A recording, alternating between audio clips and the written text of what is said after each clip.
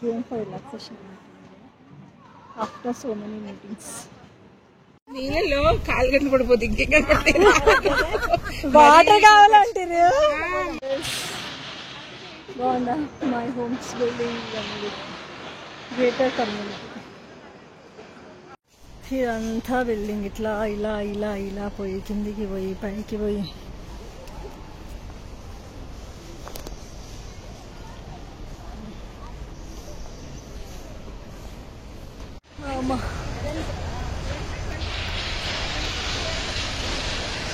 చూడండి ఎంత పెద్ద బిల్డింగ్.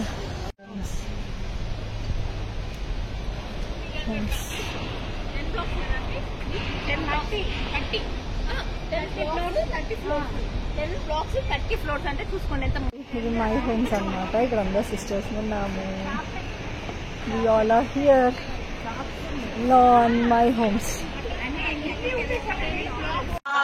స్తోత్రము స్తోత్రములు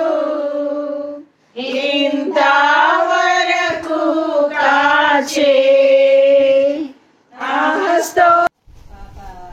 మరి వెళ్తుందని ముందు డిగ్రీ అయిపోయిన తర్వాత డిగ్రీ ముందు నుంచే మనం ఆడు చెప్పింది అనమాట. కానీ నేను ఇక్కడ పీజీ అయితే డిగ్రీ కూడా ఇక్కడ చేయను అన్నది. అక్కడికి వెళ్ళిపోతానంటే మేమన్నాము వద్దమ్మా ముందు డిగ్రీ ఇక్కడ చేసుకో తర్వాత పీజీకి పంపిస్తాము ఎలాగోలాగా బాధపడి అనేసి అనుకో అని చెప్పాం బాబుతో.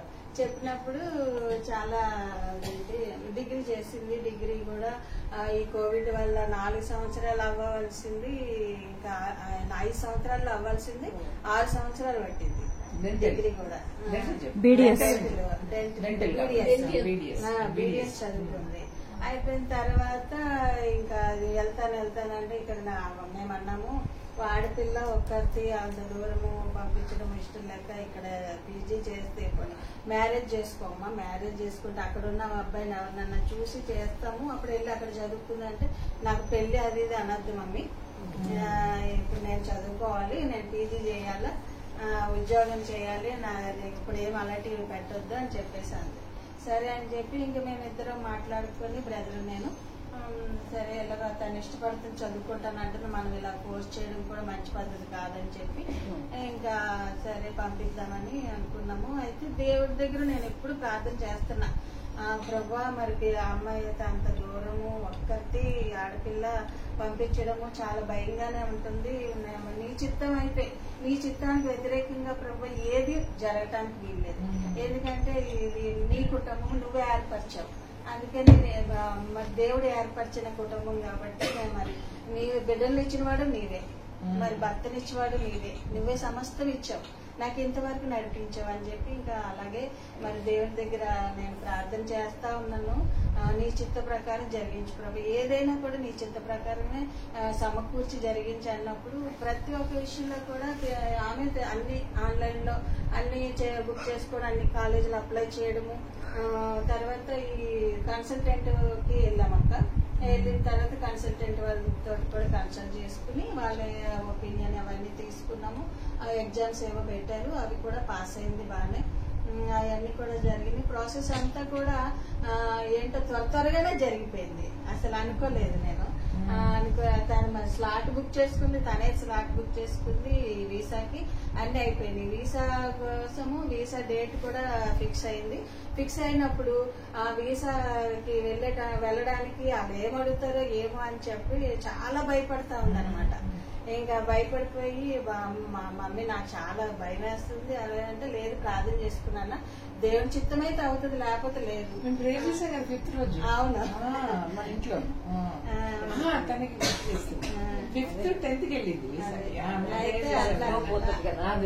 నేను ఎప్పుడు వెళ్ళలేదక్క, ఇప్పుడు అమెరికన్ ఎంబసీకి నేను ఎప్పుడు వెళ్ళలేదు, ఇదే ఫస్ట్ టైం. పాపను తీసుకుని నలుగురు వెళ్ళిపోయాము, పొద్దున్నే వెళ్ళిపోయాము. వెళ్ళిపోయిన తర్వాత అక్కడ అంతా చూసేసరికి చాలా మంది జనం, అసలు అంతా స్టూడెంట్సే, పిల్లలే, అందరు పిల్లలే.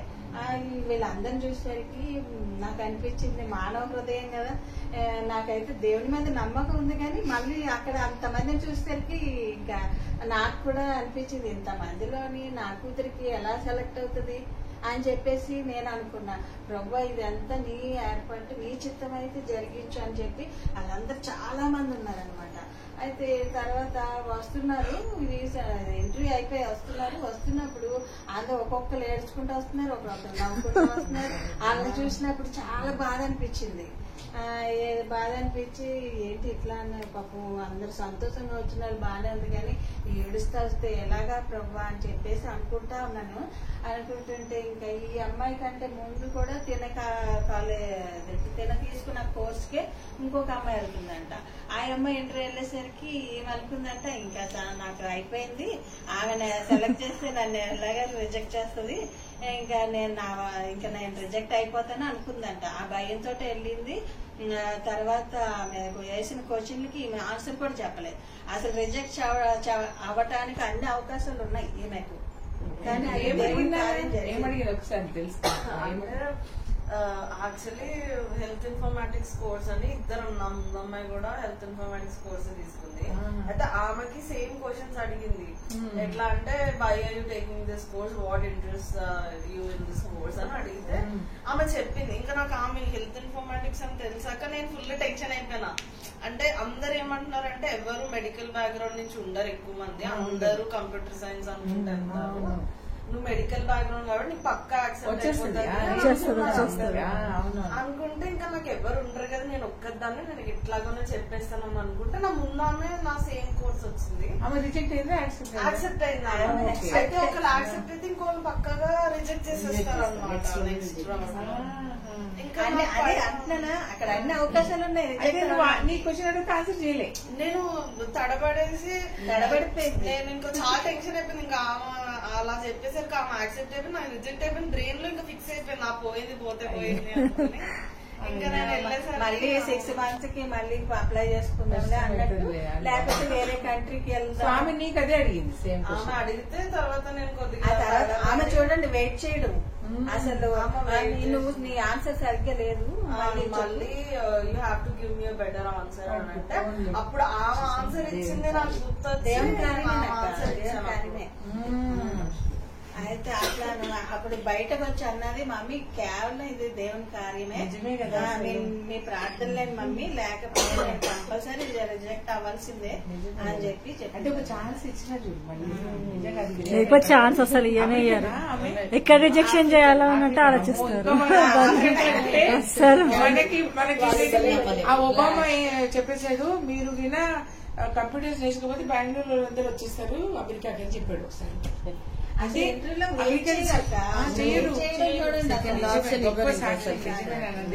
ఫోన్లే మనం ఇంకా బలపడ్డాం విశ్వాసం చెప్పగలేదు. అప్పుడే చెప్పేసింది పాస్పోర్ట్ పెట్టేసుకుంటారు కదా వాళ్ళు, లేకపోతే పాస్పోర్ట్ రిటర్న్ చేస్తారు నా పాస్పోర్ట్ తీసేసుకుంటారు అనుకుంటున్నాను. కూడినటువంటి స్వభావాన్ని ఆయన లక్ష్య పెట్టేది.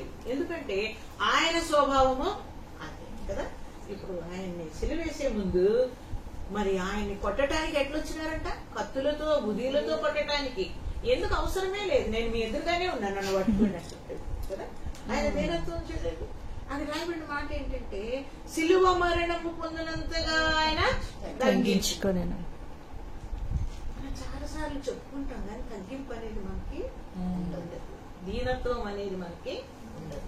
అది ప్రభు కోరేది కదా. చూడండి, యెషయి కుమారుల్లో పోయి నాకు ఇశ్రాయేలు మీద రాజుగా ఉండటానికి అభిషేకించయ్యప్పో అంటే ఏం చేసినాడు? పోయాడు. ఆయన ఇంటికి పోగానే పెద్ద కుమారుడు వస్తున్నాడు, మంచిగా పొడుగుగా చక్కగా ఉన్నాడు కదా. అప్పుడు ఈయన మనసు, ఈయన మనకలాంటి స్వభావం కలిగిన వాడే గనక, మానవ స్వభావం కదా. మానవ స్వభావం అంతా ఇమేజ్ వస్తుంది, చదువు, అంతస్తు, గొప్పతనము, ఇంగ్లీష్ మాట్లాడేది, లేకపోతే అంతట్లా హైఫై చూస్తారు ఇదే కదండి. దీనిలో ఎవరైనా లక్ష్య పెడతారా? వాళ్ళు లక్ష్య పెడతారు కదా. నాకు ప్రభు మనసు అదే దీనత్వము అనేటువంటి.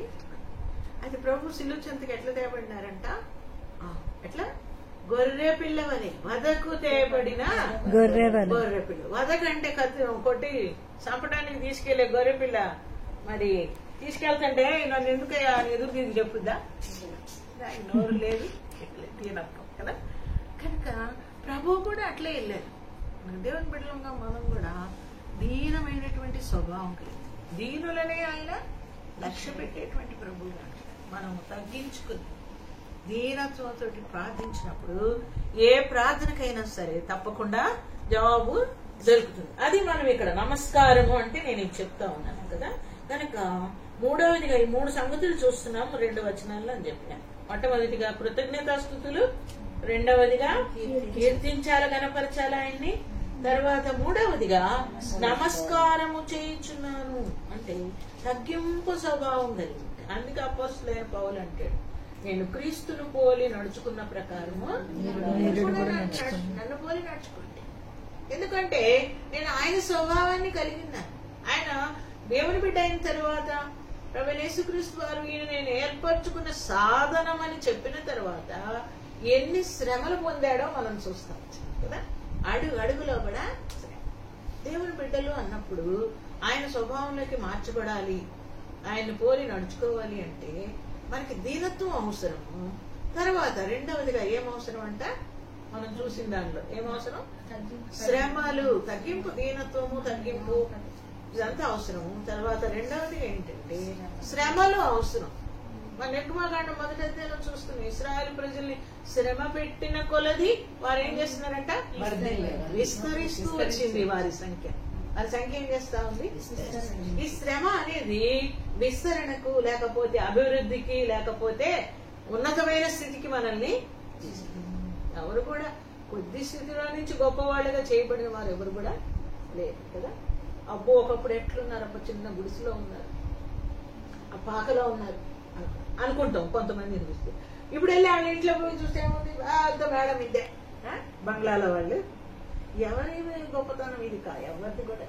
ప్రభు ఎవరిని హెచ్చించాలంటే వాళ్ళనే హెచ్చిస్తారు, ఎవరి ఏడలో దయ చూపాలంటే వాళ్ళ ఏడలనే దయ చూపించేవారుగా. కనుక ఈ 3 సంగతులు మనం ఇక్కడ చూస్తా వచ్చినాం.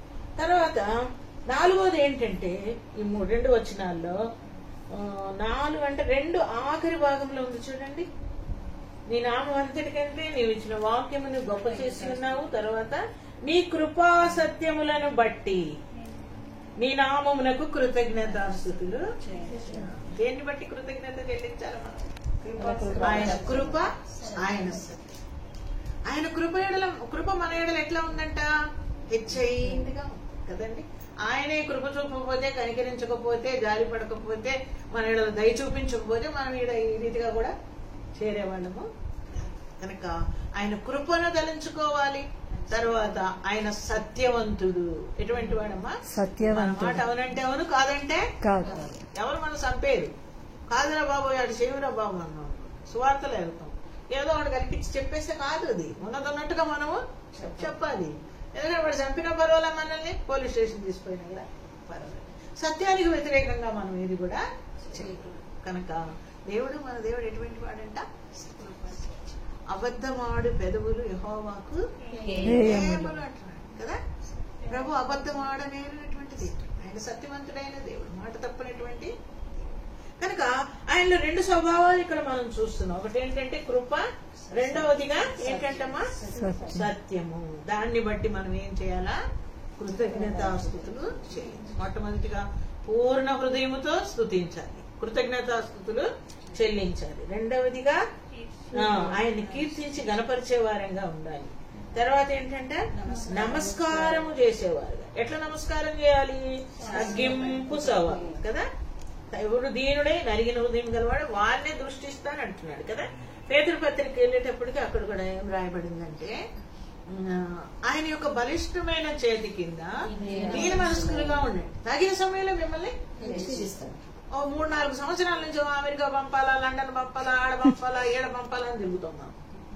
పంపుతాడా వెంటనే? అప్పుడు ఎన్నో పరిస్థితుల్లో తీసుకుపోయి మనల్ని కదా, ఎన్నో నలగొట్టి చేసిన ఇప్పుడు ప్రభు కార్యం చేశాడు. ఎవరు తెరిచారు ద్వారము? ఎవరు తెరిచారు? నేను ద్వారము తెరవగా ఎవరు కూడా మూయలేరు. తలుపు తీస్తే ఎవరు కూడా మూసేయలేరు.